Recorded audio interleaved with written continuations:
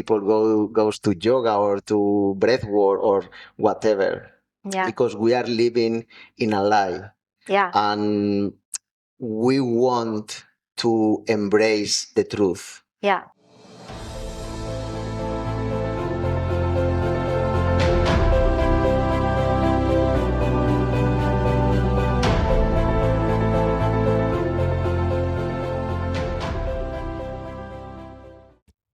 No, David, thank you so much for accepting my invitation to the season Walking in Between Worlds. We've got here today David from Essex, Scotland, and we are in conversation with healers, practitioners that are at intersections with modern and ancient wisdom, with spirit and matter. So I'm asking you today to introduce yourself and let us know what you do.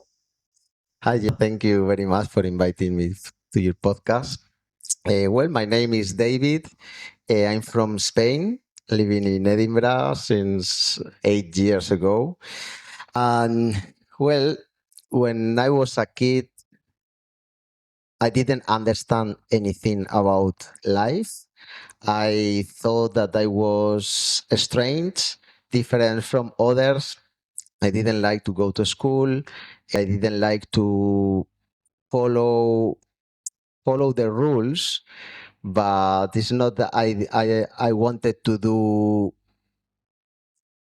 I don't know, to kill other people or to hit other people. No, it's just why I have to do this in order of what? Why? What is the what is the reason to do homework after school? So Questioning the system since day one. exactly. How was your family reacting?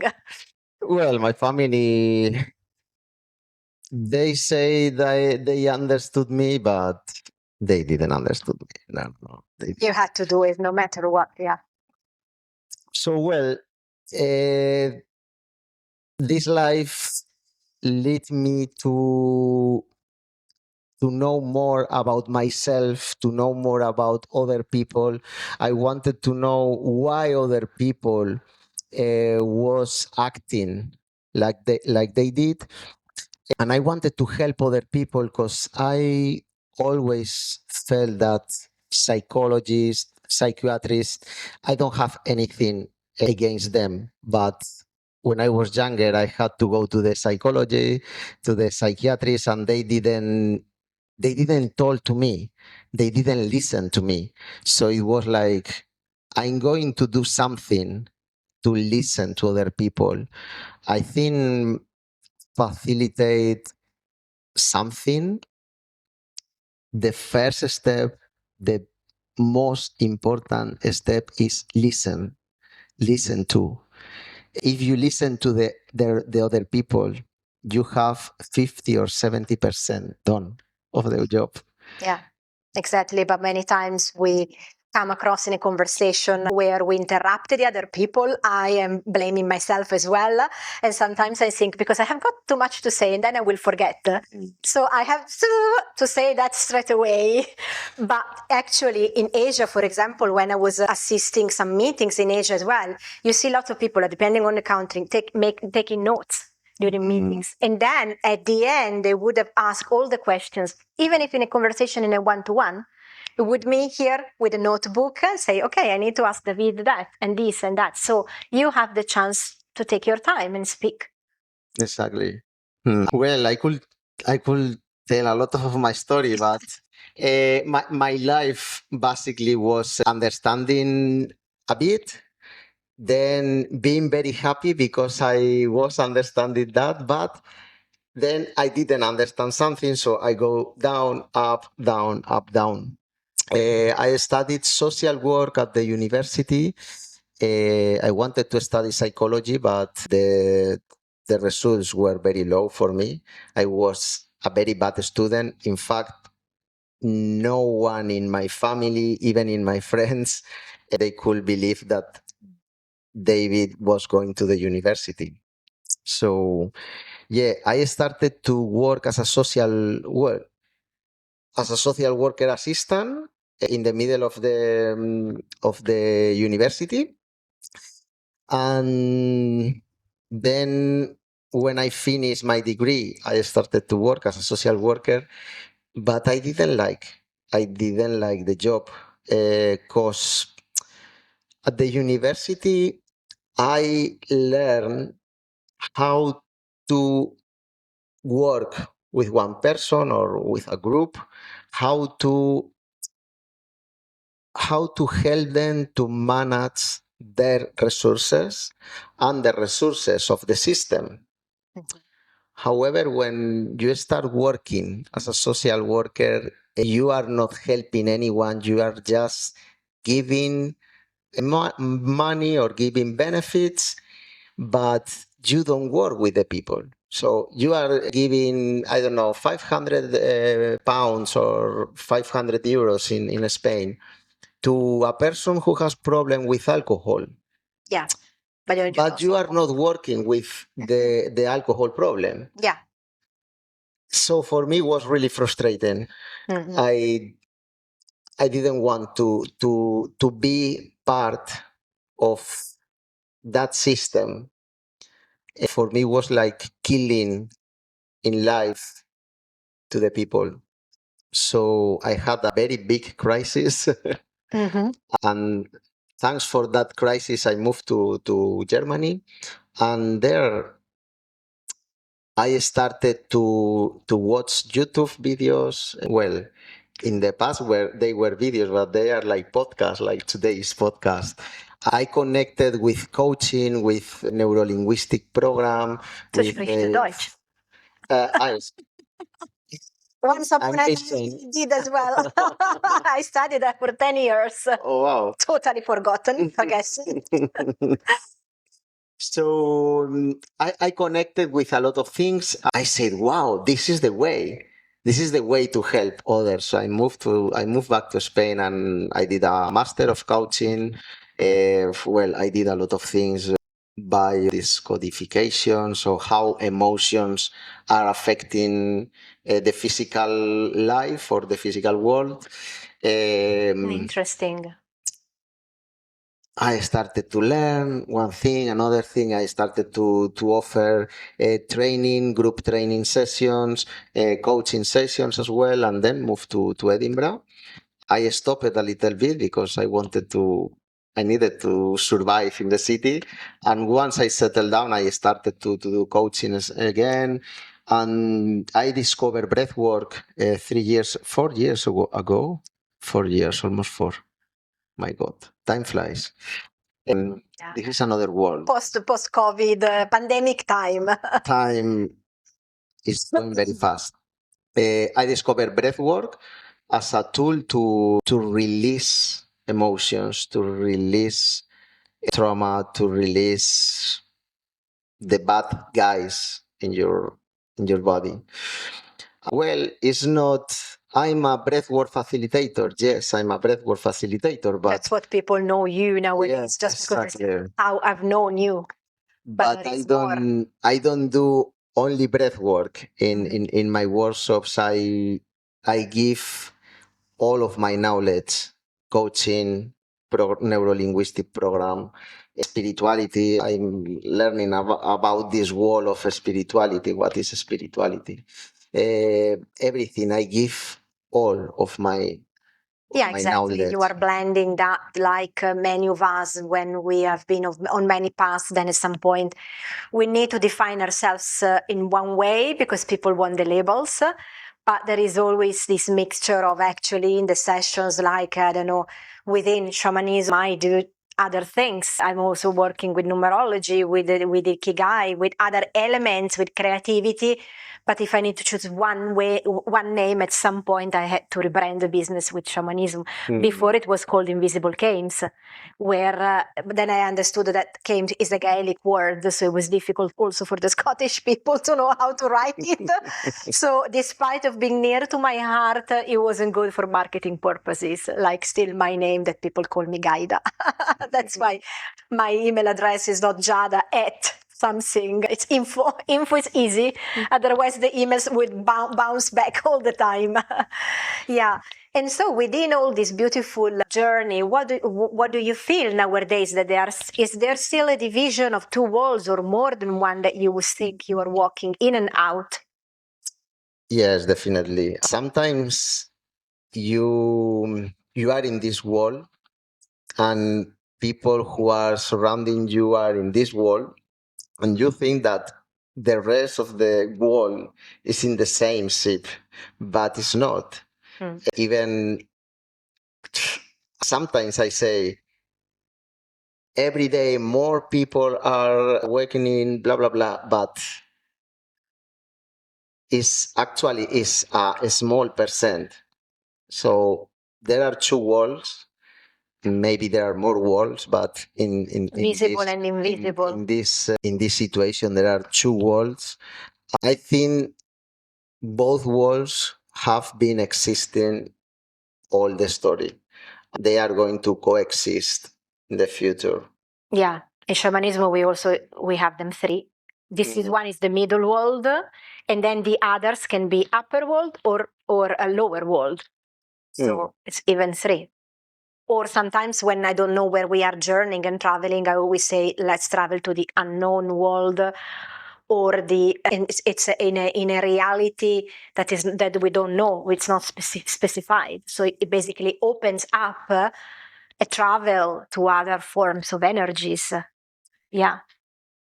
For me, if you take and you analyze everything, for me there are just two worlds, which is the the real world, the truth one, and the non-truth world.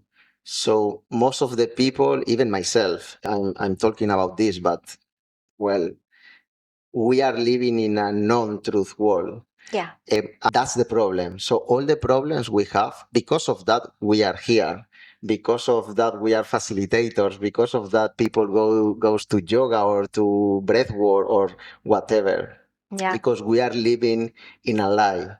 Yeah. And we want to embrace the truth. Yeah. But the truth is, well, sometimes we want things very easy, non-painful things. But if you are living in a lie, and it's in a projection, you want to go to the truth, it's gonna be pain.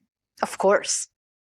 Because there is no other way. Exactly. In order to live fully, you need to suffer fully, be down inside that.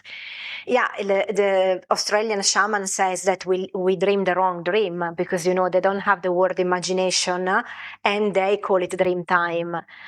Basically, it's the other world, of course, is the true one. And here, where we are living in a projection, we are living in the wrong dream. We are dreaming things in the wrong way. Which is another beautiful expression of this reality that we think it's the only one. And so, what would you recommend to people that feel many times that they don't belong to this world or they don't fit into this world? What would you recommend them to do, per your experience, when there is this sort of inner struggle and they can't stay in the system, they can't follow the rules of this society? If you ask me this question 5 years ago, I will say, do whatever you feel, kill the system.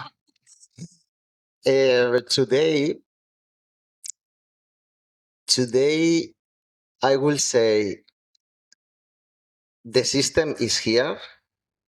The system is not gonna disappear. We have to learn how to live in the system, being ourselves, because the system is going to take you away from what you really are.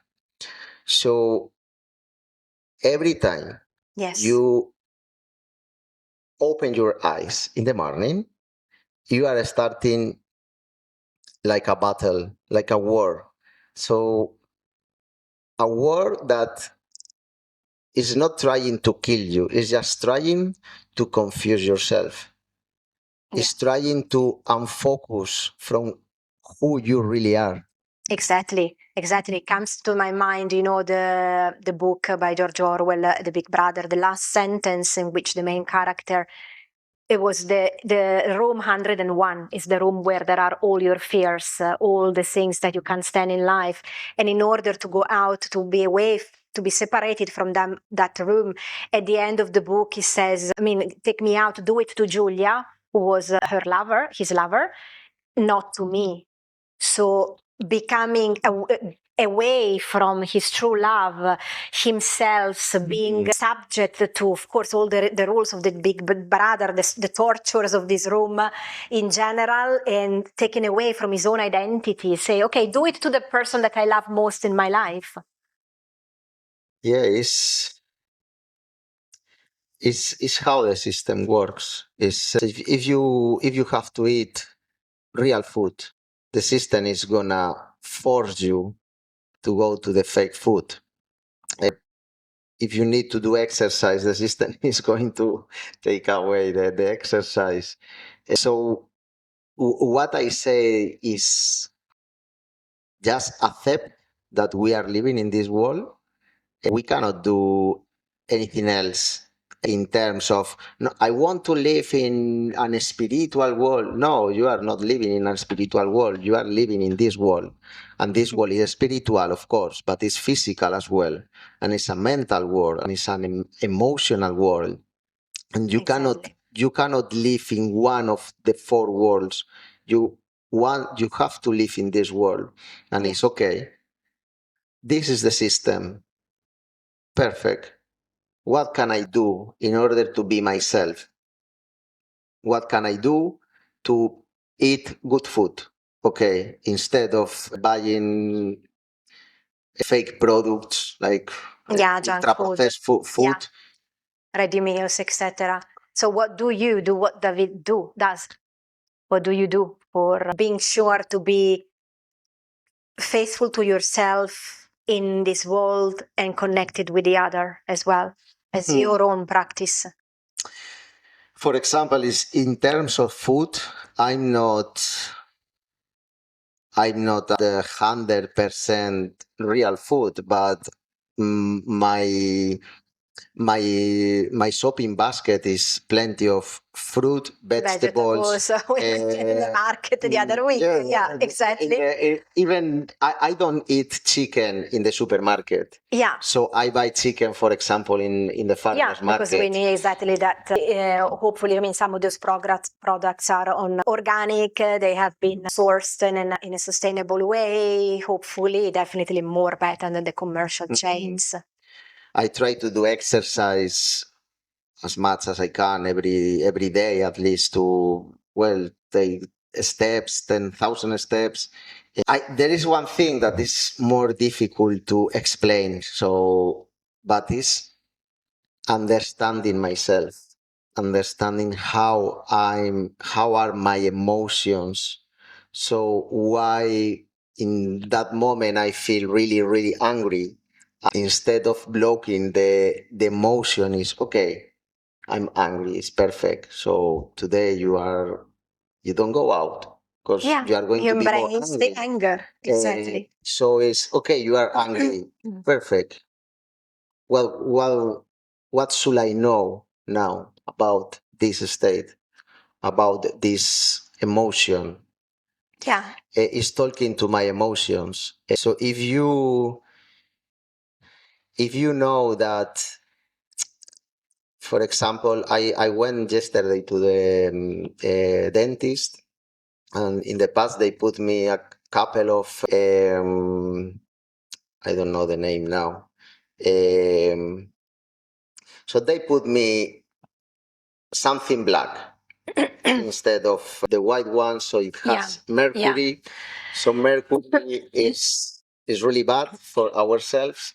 So I asked to remove them and put it a new one. And they told me we can't remove this, and we can put in this teeth, but the other one is going to be very dangerous for you. So I said, okay, maybe it's better to take a little bit of mercury rather than remove being pain, chronic pain all my life because it's taking a nerve, blah, blah, blah. Sometimes we need to do So a compromise. What I do in my daily life is knowing what is happening, knowing the truth. So I don't mind if it's good or if it's bad, because it's nothing good or nothing bad. It's just exactly. okay, I have this. I could then do better in the past. So because of that, I have the mercury in my teeth. So okay, now what? At least we will never be retrograde. What can I do? This. Okay, what are the worst thing that I can experience? So I know the chicken, the regular chicken in the supermarket, they in cages, really. Diet. They don't live an happy life, of course. So what I want to eat a chicken that is being good, is being treated in a good way. Being free and outside, running, blah blah blah. So that's the knowledge. Okay, I have the knowledge, and now I have to action. You make your choice. It's always exactly, of course, that and sometimes we also need, of course, despite of our ideas, we need to make some decision what can be worse or good for our own health in general. Like, I've been vegetarian for many years, and at some point I became very highly anemic, so I had to make a choice.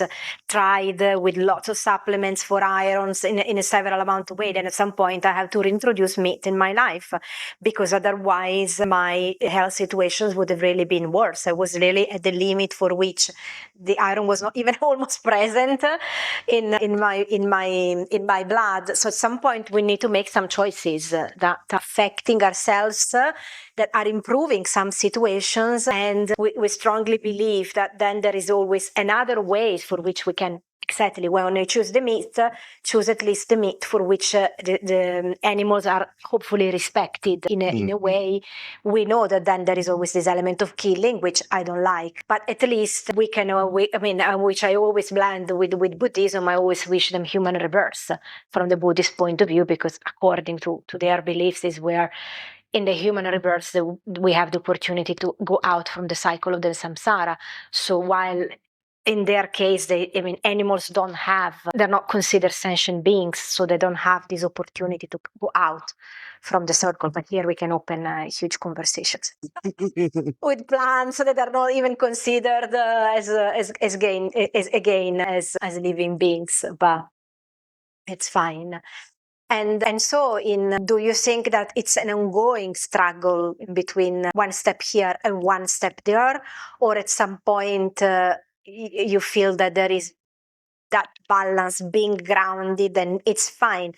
One day you need to pen on the right or on the left and still moving forward, because we need to accept the rule of this world. Well, what we used to do, I think everyone, is you go to one side.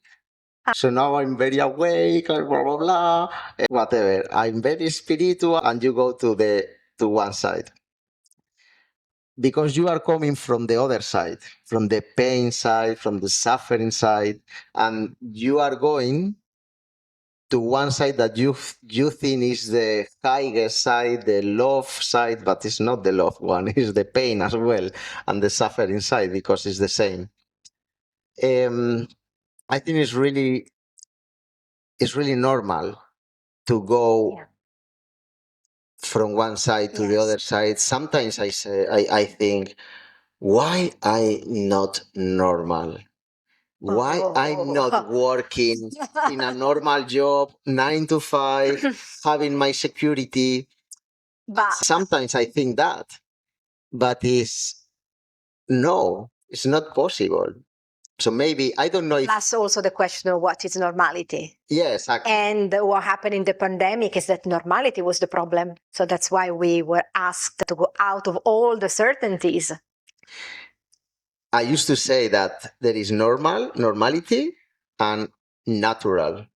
Mm-hmm. So what is natural? and what is normal, because for me, normal should be the natural. Yes. But we create a new normality. Exactly. We were born in the natural code. So it's normal to live in a city, in a building with thousands or hundreds of people. For me, that's not normal. The normal or the natural is living with your space, in the nature. Exactly. It takes to me, for example, a famous case that there is in Italy at the moment. There was a family of, she was Australian, she's Australian, he's English, and they are living in a woodland in a remote area. They have become a big case because they have 2 children.